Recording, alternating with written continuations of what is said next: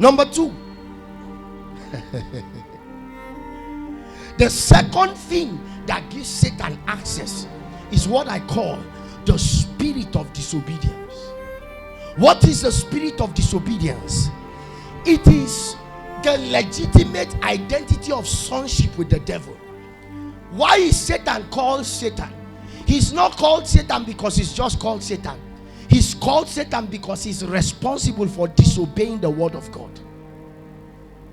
So Satan will ensure, as a child of God, he watches the constituted authority around your life, and he watches for your disobedience against that authority. I think, listen to this quickly. I think it was God's servant, Bishop Nicholas Duncan Williams, that was sharing the story about how at some point pride entered him and he became arrogant towards his spiritual father, who was Archbishop Benson Idahosa then, because he was very popular and known. So he began to make noise up and down. He was traveling everywhere, and quickly Benson Idahosa one time sent for him. He said he will not come.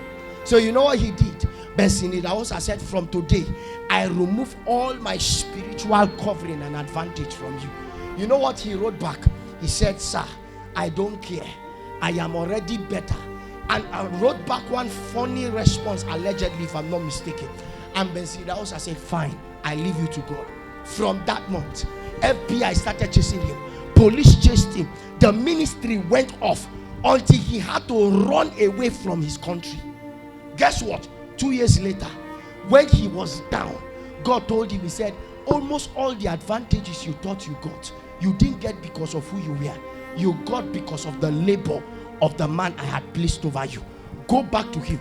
He went, he sent messages to Bishop Idahosa. Archbishop said no. He said no. He went one day, he found a way, heard that Archbishop was in US or is he UK, flew there and found his way and laid prostrate and said, Papa, I am sorry. Now guess what? You know what Benson Idahosa just said? He just told him, get up. He said, Satan, this is a case between me and my son. Leave him. Immediately all the charges were dropped. No meeting whatsoever.